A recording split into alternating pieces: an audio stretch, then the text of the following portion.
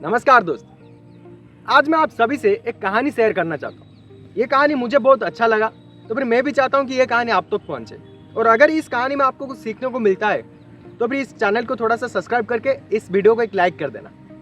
तो फिर ये कहानी शुरू होती है एक छोटे से गाँव से, जहाँ पर एक ऋषि रहते थे और वो अपनी खुद के आश्रम यानी कि वो उसी गाँव से थोड़ी दूर बाद एक खुद के आश्रम में रहते थे। वो हमेशा भगवान को प्रार्थना करते थे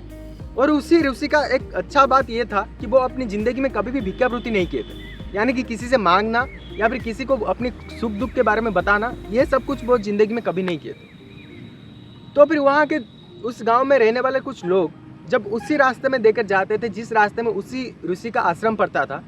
तो फिर वो अपने पास रहे कुछ खाने का चीज़ या फिर कोई पदार्थ जो कि ऋषि की कुछ अच्छे काम में ला सकता है, वो उसको उनको देकर चले जाते थे। लेकिन वहाँ उसी गांव में बहुत सारे अच्छे लोग और बहुत सारे बुरे लोग भी रहते थे। जैसे कि अच्छे लोग मैं आपको बता दिया कि वो जाकर ऋषि से बात करते थे, उनको उनके सुख दुख में उनके साथ में खड़े रहते थे, उनके पास रहे कुछ चीज़ों को ऋषि को दान भी देते थे। और उसी वक्त बहुत सारे लोग ऐसे भी थे जो कि शराब पीकर या फिर बहुत सारे नशे के द्रव्य को सेवन करके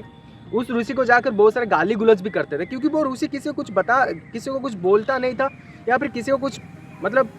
झगड़ता नहीं था। तो फिर उसका फ़ायदा उठा के बहुत सारे लोग उनको जाकर गाली गुलज भी करते थे, बहुत सारे भाषा में उनको गाली भी देते थे और शराब पीकर उनके आश्रम के आसपास में भी बहुत सारी हरकत करते थे, जैसे कि ऋषि को बहुत चिढ़ लगना चाहिए था। तो फिर ये सारे बात जब उसी गांव में बहुत सारे लोग देखे तो फिर वो लोग ऋषि को जाकर ये पूछने लगे कि ये सारे लोग आके तुमको तंग कर रहे लेकिन तुम कुछ बोलते क्यों नहीं, क्यों तुम उनको कुछ डांटते नहीं, क्यों उनको कुछ कहते नहीं। तो फिर इसका आंसर वो ऋषि एक ही जवाब में दे दिया कि वक्त आने पर तुम सबको अच्छे से मालूम पड़ जाएगा कि मैं उन लोगों को क्यों कुछ नहीं बोलता था।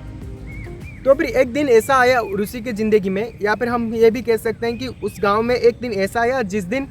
ऋषि बहुत बड़ा यज्ञ करते थे अपनी भगवान के लिए, सालों में एक बार। तो फिर उसी यज्ञ में ऋषि की, जैसे कि आप सबको मैं बताया कि ऋषि कभी भिक्षावृत्ति नहीं कर रहे थे या फिर कुछ भी नहीं कर रहे थे, तो फिर ऋषि के पास उतना ज़्यादा सक्षम नहीं थे कि वो लोगों को खाने के लिए बहुत सारी चीज़ें दे सके। तो फिर ऋषि के अपने खुद के सक्षम के अनुसार वो लोगों को छोटा छोटा लड्डू दे रहे थे। तो उसी यज्ञ में गांव के सारे छोटे बड़े अच्छे बुरे लोग भी आए थे और ऋषि अपने हाथों से सारे लोगों को लड्डू बांट रहे थे। अच्छे लोगों ने तो लड्डू को ले लिया, लेकिन जो बुरे लोग थे, जो लोग पापी थे, या सिर्फ पापी भी हम लोग नहीं कह सकते, जो बुरे लोग थे, जो शराब पीकर आकर हमेशा ऋषि को तंग कर रहे थे, वो लोग लड्डू को लेने से साफ इनकार कर दिया। और जब ऋषि उन्हीं सारे लड्डू को लेकर वापस आ रहे थे, तभी वहाँ के गांव के अच्छे लोग, जो लोग ऋषि के साथ सुख दुख में साथ खड़े रहे थे, वो लोग उनसे ये पूछे कि क्या वो लोग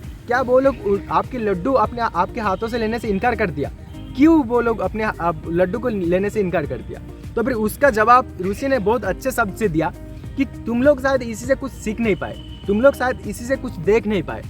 क्योंकि जब मैंने उनको लड्डू दिया वो लड्डू को नहीं लिए, यानी कि जब वो लोग लड्डू को नहीं लिए तो फिर लड्डू फिर से वापस मेरे पास ही चला आया, यानी कि मेरे पास जो चीज़ था वो लौट के फिर से मेरे पास वापस आ गया। बिल्कुल इसी तरह जब वो लोग मेरे को गाली दे रहे थे, जब वो लोग मेरे को अपशब्द बोल रहे थे, जब वो लोग शराब पीकर या फिर बहुत सारे अलग अलग हरकत कर रहे थे, तब मैं उस सारे चीज़ों को अपने अंदर नहीं लिया। यानी कि दूसरी तरफ हम ये भी कह सकते हैं, जब कोई चीज़ तुम किसी दूसरे को बोलते हो, किसी दूसरे के बारे में सोचते हो, अगर वो चीज़ वो सामने वाला या फिर कोई इंसान अपने अंदर नहीं लेता है, तो फिर वो चीज़ वापस लौट के हमारे पास ही चला जाता है। जब हम किसी को गाली देते हैं, जब हम किसी को अपशब्द बोलते हैं ना, तो फिर जब वो सामने वाला इस गाली को स्वीकार नहीं करता ना, तो फिर वो गाली वापस लौट के हमारे पास ही आ जाता है। वो गाली किसी और के पास नहीं जाता, बल्कि हमारे पास खुद के पास ही रह जाता है। तो फिर इसी बात से उन गाँव वालों को एक अच्छा शिक्षा मिल गया कि हमको किसी को भला बुरा बोलने से पहले खुद के बारे में थोड़ा सा सोच लेना चाहिए कि अगर हम किसी को अच्छा बोलते हैं तो फिर अगर वो लेता है तो फिर ये तो अच्छा है, लेकिन अगर हम किसी के बारे में बुरा सोचते हैं या फिर हम किसी को बुरा कहते हैं या फिर हम किसी के बारे में कुछ